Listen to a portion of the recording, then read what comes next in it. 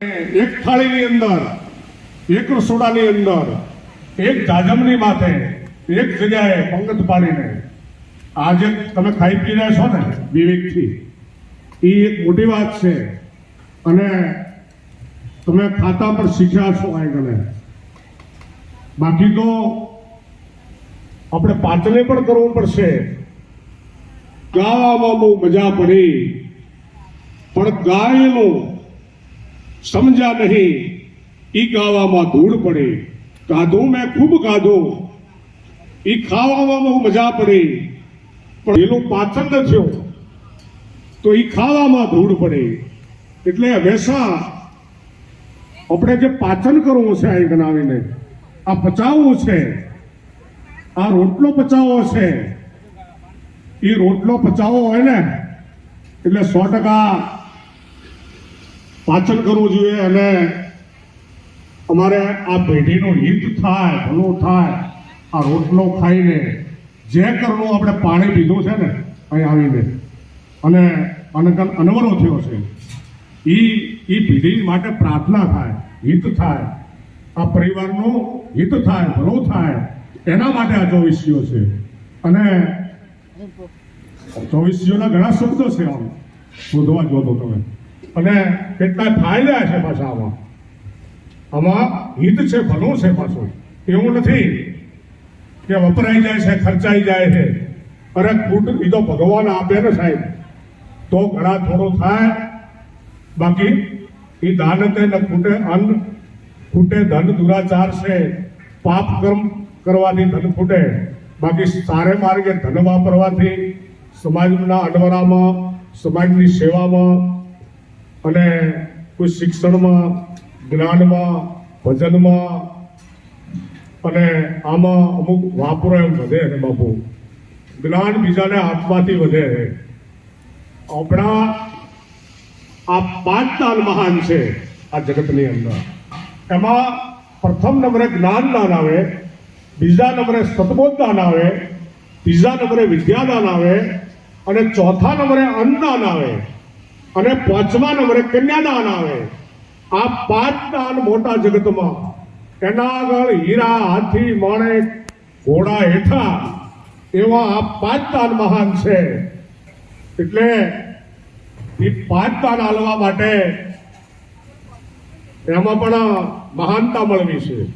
અન્નથી પણ એક અમર બની ગયા છે, કન્યાદાનથી પણ અમર બની ગયા છે, જ્ઞાનથી પણ અમર બની ગયા છે, સદબોધ દાનથી અમર બની ગયા છે, અને વિદ્યા આપવાથી પણ અમર બની ગયા છે અહીં.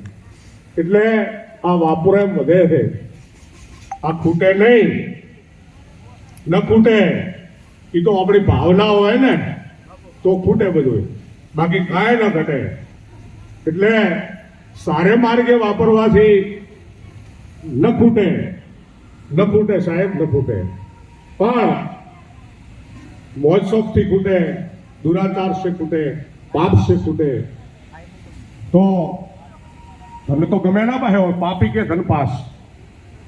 એવું નથી કે એક સારા માણસ પાસે ધન નથી, સારા જ્ઞાનીઓ પાસે ધન નથી, સારા વ્યક્તિઓ પાસે રૂપિયા નથી. એટલે છતાં આ સમયની અંદર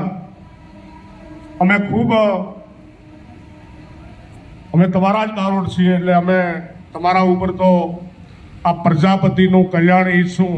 હરિ આગળ હંમેશ આ પ્રજાપતિ સુખિયા ચાહું, મેર કરાવે મહેશ. એટલે તમને મારો નાથ હોળીઓ વાલો ઈશ્વર આ દાડો તમને પ્રજાપતિ સમાજને લહેર કરાવે, મહેર કરાવે, આખા જગતને કરાવે, આખા વિશ્વને કરાવે, આપણા ભારત દેશને કરાવે લહેર. એટલે હંમેશા બીજાને ભલે જ આપણું ભલું છે, આપણું બીજાને ભલે ભલું ઊંચું લાવવાનું કરજો, થાય તો સારું કરજો, ભલું કરજો. બાકી કોઈને પાડવાની કોશિશ ન કરતા, કોઈની નિંદાઓ ન કરતા, એવું કાર્ય ન કરતા, ખોટી ઈર્ષાઓ ન કરતા, ખોટી દેખાઈઓ ન કરતા, અને મન મોટા રાખી અને જે આઈકને આ તમારો એક અરીસો છે, આ તમારી ઓળખ છે સાચી. બાકી ધંધાની ઓળખ હોય, મિત્રોની ઓળખ હોય, બેઠકની ઓળખ હોય, પણ આમાં તો તમારી પેઢીઓ ઘસાણી છે. આટલું યાદ રાખજો કે અહીં કને કોઈ આવીને પણ તમે ભેગા છો, આનંદ કરો છો. એટલે આપણે બધા દૂરથી અહીં આવ્યા દક્ષિણ ગુજરાતમાં, અને છતાં તમે અહીં કને આ ધરતી માથે, આ પવિત્ર ધરતી સુરતની હું માનું છું સાહેબ. જેમ કચ્છની ધરા મહાન છે ને, અને એ પુરુષોથી મહાન બની કરતી, એટલે અહીં જો મહાન પુરુષો પાકે ને એટલે આ ધરતીને ઉજાળે, સમાજને ઉજાળે, પોતાના વતનને ઉજાળે.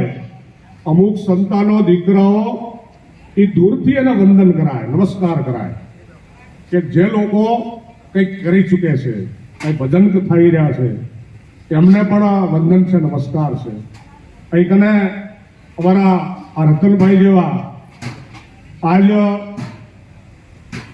જે પોતે અમુક બાબતની જે પોસ્ટો શેર કરે છે, રતનભાઈ વાઘાણી મારે, એટલે એમને પણ એક એવું સારું સેવાનું કાર્ય ચાલે છે. કને આ એમની ચેનલમાં, આ ચેનલ નિસ્વાર્થ ભાવના છે, એમને કોઈ આમાં હવાર્થ નથી.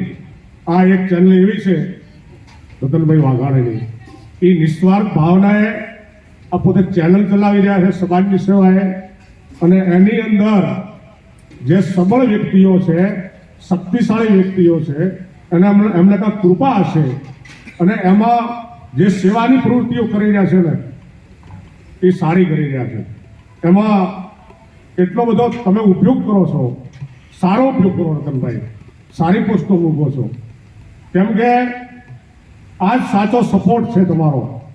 જે સમાજની અંદર સપોર્ટ છે ને, તમારે સપોર્ટ આપવો હોય ને, એટલે આજના સમયમાં આ શિક્ષણ બાબતની અંદર, આ વિદ્યા બાબતની અંદર, અને કોઈને દવાખાનું આવ્યું હોય ને, અને દવાખાનું સમાજ છે ને, એ સાહેબ ધન્યવાદ છે આ પ્રજાપતિઓને કે તમે બધા આવા, તમે પાછા દાતાઓ બનો છો, મને ખ્યાલ છે, બરોબર. પ્રજાપતિમાં બધા દાતાઓ બને છે, નામી બને, રામ ભરોસે બને, અને એકબીજાને સહકાર આપો છો, ઓપડા છો, અને સપોર્ટ આપવો જ જોઈએ. અને તમે તમારા ન થયા તો બીજા ક્યાંના થવાના? બીજું તો બધું બાયપાસ થાય સાહેબ. અહીં તો મૂળ અને કુળ આ બે પકડી રાખશો ને, પછી આપણો દેશ, રાષ્ટ્ર, આ સંસ્કૃતિ, પર્યાવરણ, પ્રકૃતિ, આ બધું આપણે એને સાચવવાનું છે. આ પણ એક ભેગું છે. એટલે આ તમે જે કરી રહ્યા છો ને એ મને વધારે ગમે છે પ્રજાપતિ સમાજમાં, કે એકબીજા તમે સહકાર આપો, સપોર્ટ આપો, અને હાથ પકડવા પડે. તમારે કંઈ બી આગળ કરવું હોય ને, ટોટિયા ખેંચવાના ના આવે સમાજમાં, એ તો એક ગભે ગભો મિલાવવો પડે. આપણે બધા એક માળાના મણકા છે. આમાં સંપની એકતાની બહુ જરૂર છે સાહેબ, ખાસ તો. અને સાચી ભાવનાની જરૂર છે, સાચા ખાનપાનની જરૂર છે, સાચી બેઠકોની જરૂર છે. એટલે પછી વાંધો આવે નહીં. આમ તો બધા તૈયાર થશે ને, તો આમ તો મારે આપણે એ સરસ મજાનું અમારા કોરડિયા પરિવારને આંગણે સરસ મજાનું આવો આયોજન હોય, અને નીતિમાં ના ચરણોમાં ખૂબ કોટી કોટી વંદન, એમને વંદન છે, નમસ્કાર છે મારા બાવડ તરીકે. અને અહીં તને ભજન સત્સંગનો દોર ચાલવાનો છે, એ પણ એક લાવો લેવાનો છે.